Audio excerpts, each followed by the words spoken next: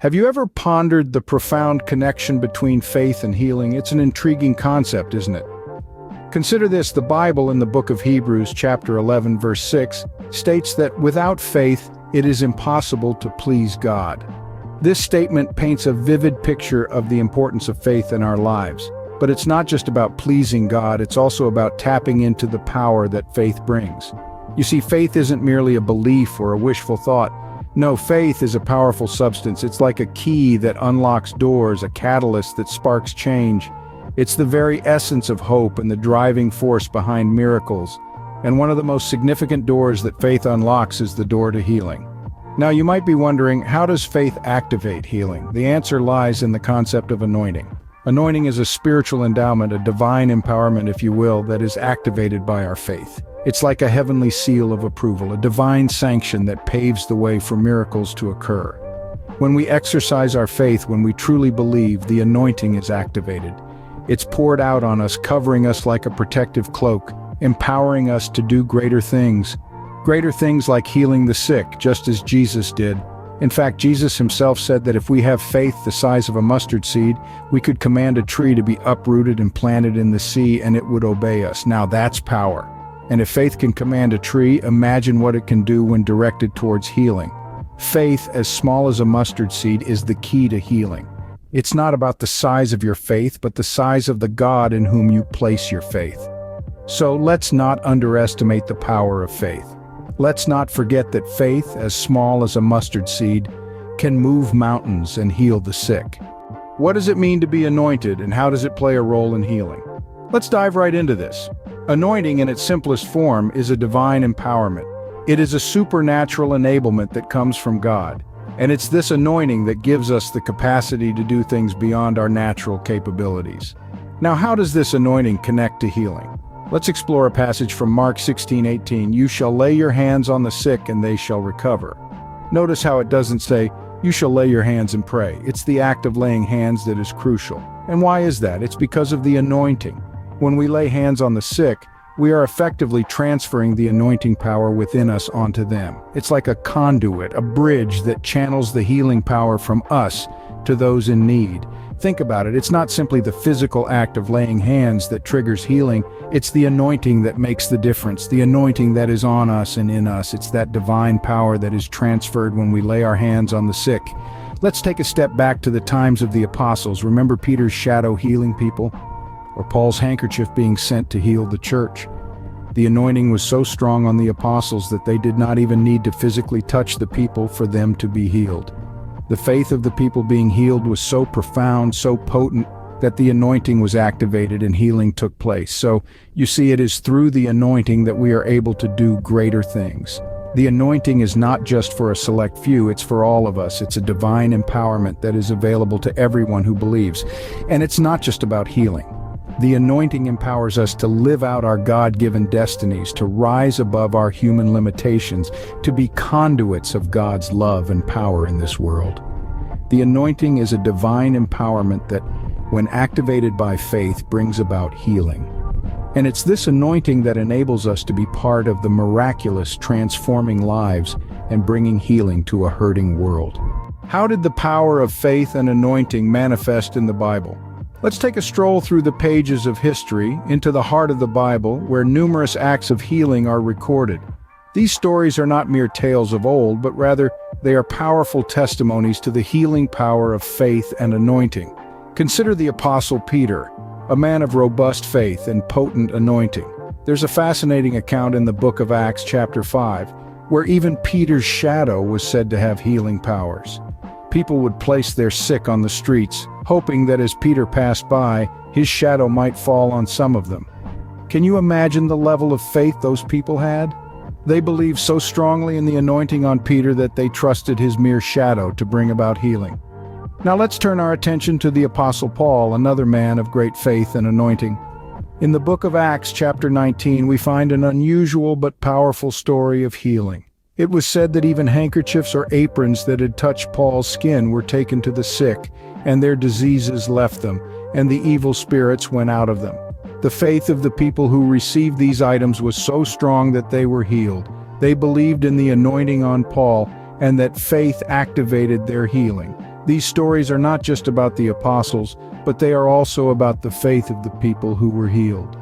The faith of these individuals was so strong, so unwavering, that it activated the anointing and brought about their healing. They believed in the power that Jesus had bestowed upon his disciples, and that faith made them whole. These aren't isolated incidents. The Bible is filled with such stories of healing, from the woman who was healed by touching the hem of Jesus' garment to the blind man who received his sight after Jesus put mud on his eyes. Each story is a testament to the power of faith and the anointing. The faith of the healed and the anointing on the apostles were always in perfect harmony. The healed had such robust faith in the power of God, and the apostles were so heavily anointed that healing was inevitable. It was as if the faith of the healed pulled on the anointing of the apostles, causing a divine reaction that resulted in healing. These stories serve as clear testament to the immense power of faith and anointing in healing. They inspire us, challenge us, and remind us of the great power that faith and anointing hold. They remind us that we too are called to walk in this same power, to carry this same anointing, and to have this same faith. Because as Jesus said, "Truly I tell you, if you have faith as small as a mustard seed, you can say to this mountain, 'Move from here to there,' and it will move. Nothing will be impossible for you." But how exactly do faith, anointing, and healing connect? It's like a divine jigsaw puzzle where each piece clicks perfectly into place, creating a beautiful picture of divine healing. Let's break it down. First, we have faith. It's the cornerstone, the bedrock upon which our relationship with God is built. Hebrews 11:6 tells us that without faith, it is impossible to please God. Faith is more than just belief. It's an unshakable trust in God's promises and his ability to fulfill them. It's the mustard seed that can move mountains, uproot trees, and yes, bring about healing. Next, we have anointing. This is the divine empowerment, the spiritual oil that lubricates our faith and amplifies its power. The anointing is God's way of equipping us to do his work, to carry out the greater things that Jesus promised in his word. When we operate in faith, the anointing is activated, it envelops us and empowers us to do extraordinary things. And then comes healing. Healing is the divine manifestation of our faith in the anointing. It's the tangible evidence of the invisible faith and anointing at work. When we lay our hands on the sick in faith and under the anointing, healing happens. It's not by our power or our might, but by the Spirit of God. So you see, faith, anointing, and healing are not standalone concepts. They're interconnected, intricately woven together in a divine tapestry. Faith activates the anointing. The anointing, in turn, brings about healing. It's a divine cycle that demonstrates the power of belief and God's unfailing love for us. But remember, the key to unlocking this divine cycle is faith. Without faith, the anointing remains dormant and healing stays out of reach. So let's cultivate a strong faith, activate the anointing, and walk in the ministry of healing that Jesus has given us. Faith activates the anointing. The anointing brings healing. It's a divine cycle that demonstrates the power of belief. Did you know that this power resides within us? It's true, inside each and every one of us is a wellspring of divine power, a gift bestowed upon us by Jesus. This is not a metaphor or figure of speech, but a spiritual reality that we're called to understand and embrace. Now you may be wondering, what power are we talking about here? It's the power of anointing. Anointing is a sacred act, a spiritual transaction that marks us with the divine presence. It's the touch of God upon our lives, an invisible seal that carries immense power. This anointing is both on us and in us. It's like a cloak that wraps around us, but also a flame that burns within us. And here's the amazing part: we can transfer this anointing power when we lay our hands on the sick. Just as electricity flows from one point to another, so does this divine power when we reach out in faith. Jesus has given us this power. He didn't keep it to himself, but shared it with us so we could continue his mission of healing and restoration. He declared that we would do greater things, and this is made possible by the anointing activated by our faith. Remember, faith is not just about believing in something, it's about living it out. It's about stepping out in confidence, knowing that the power within us can bring healing to those in need.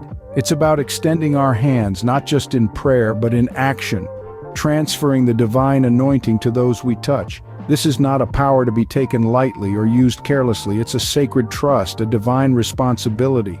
It requires us to walk in humility and integrity, always acknowledging that the power comes from God and not from us. We are vessels of this divine power, and through faith and anointing we can bring healing to the world. So let's embrace this divine gift. Let's stir up the power within us, and let's step out in faith to bring healing and hope to a world in need. So, what does this all mean for us today? In a world teeming with complexities and challenges, faith, anointing, and healing hold a profound relevance. These aren't just ancient concepts confined to the pages of the Bible, they are timeless truths that echo into our lives today. Consider faith. It's more than a belief, it's a deeply rooted conviction, a steadfast trust in the divine. Faith, even as minuscule as a mustard seed, can move mountains. It's our faith that activates the anointing, that divine endowment of power and authority. Now think about the power of anointing. It's not a physical oil smeared on our foreheads. No, it's a spiritual covering, a divine enablement that empowers us to do greater things. It's the anointing that enables us to walk in the ministry of healing, just as Jesus did.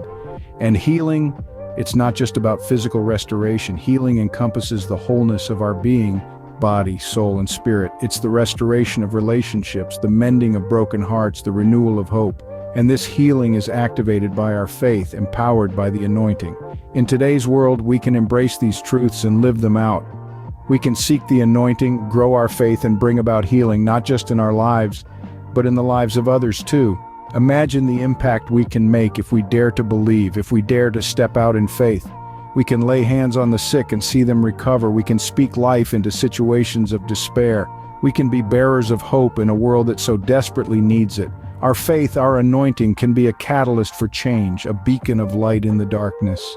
With faith and anointing, we have the power to heal. Let this truth inspire and guide us as we navigate the journey of life. Until next time, troops, pick up your cross and continue to fight the good fight. And remember, you have Christ on your side. Gotta